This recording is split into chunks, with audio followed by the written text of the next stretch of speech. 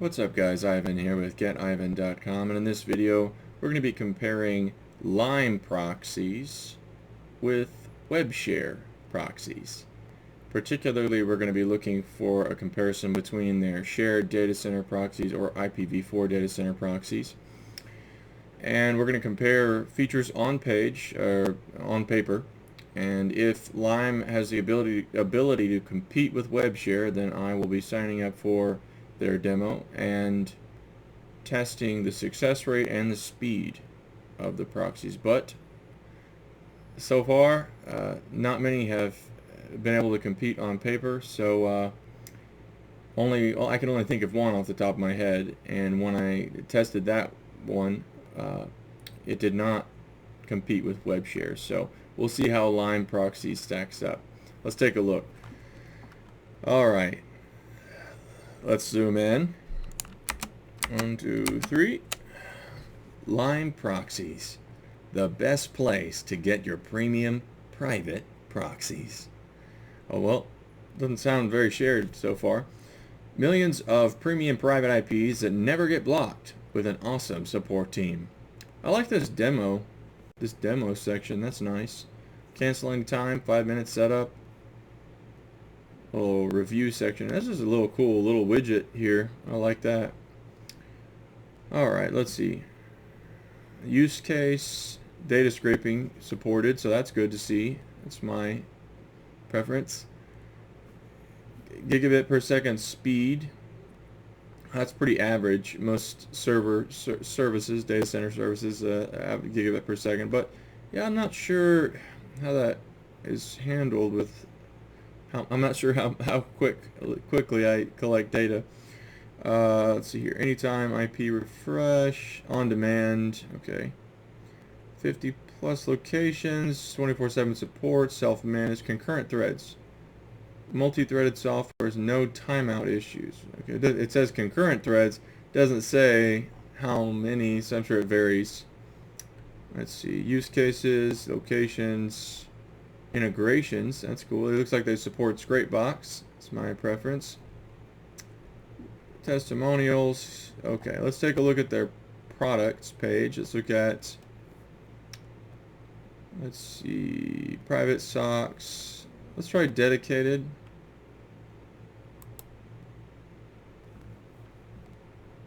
And just kind of see, no captchas, a million data center proxies.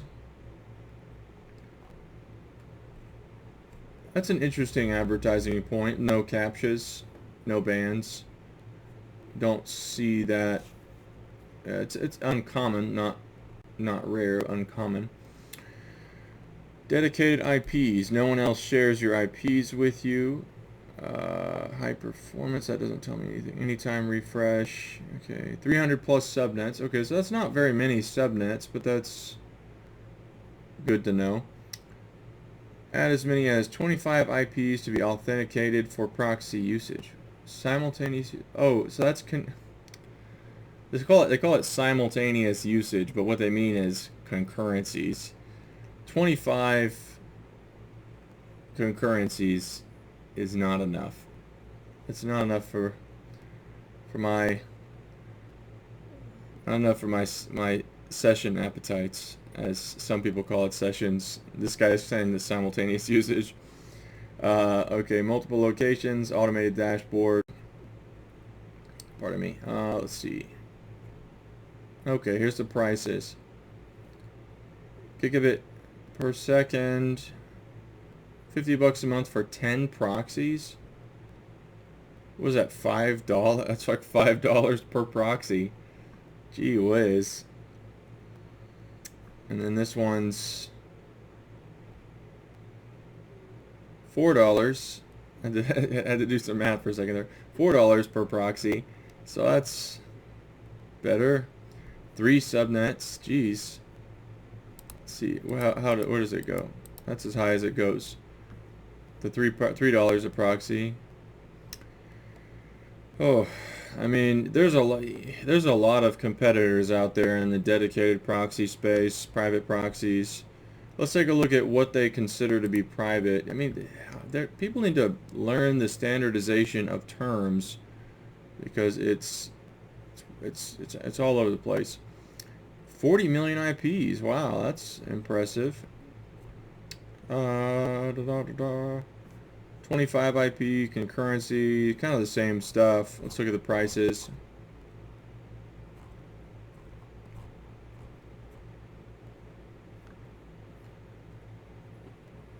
Unmetered connections. Choice of location, subnets, 50 to 100,000 proxies. Okay, so this is interesting. They didn't change the sales copy on the page with simultaneous connectivity, but they put unmetered connections here. So, of course, that doesn't mean unlimited. That just means like we're not going to pay attention until you use a ton, and then we'll freak out. We'll send you a private freak out message if you use too many. Pardon me. Excuse me. But then the bummer is that, so it almost would seem like, hey, you could, it's 52, what is it, 52, 100,000. Oh, but it's, I guess it's a range because you still pay for a package level, but they're not, pardon me, they're not giving you a price. And so then they're going to throttle it to the traffic, and that's just not enough. Like, you're not going to give me a price on a terabyte. And then they're not going to give me a price on 2 terabytes. Let's see. Humbug. I noticed also that, excuse me, they've got their website on a subdomain of Netlify. It's kind of bold. I was surprised when I saw that this was ranking. Like, why is it that you can't figure out how to host your site on your own domain name? You know, that's not a good sign.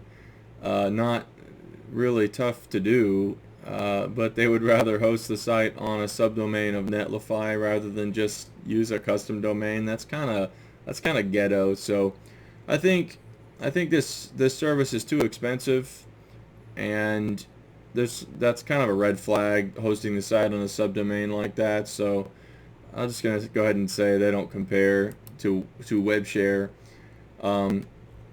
The shared plan, now that's for dedicated IPs, and really it's kind of priced. Webshare is really expensive on its dedicated data center proxy. I think it's dedicated, yeah, dedicated data center proxies.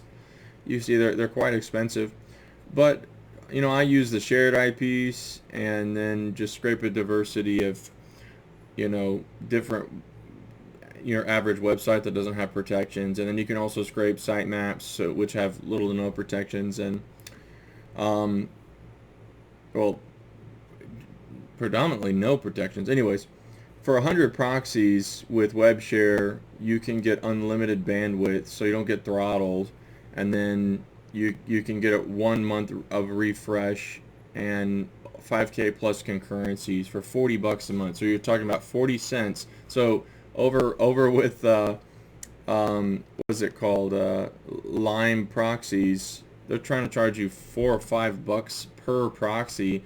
Webshare charges, now it's dedicated, but still Webshare is charging 40 cents per proxy, so it's dramatically cheaper. I guess that's like 10 times, right? So that's my recommendation. Check out my link below this video if you're interested in Webshare and want to try these proxies. I'd really appreciate it if you use my link, and if not, no worries. Best to you guys, and I'll catch you in the next video. Thanks. Bye-bye.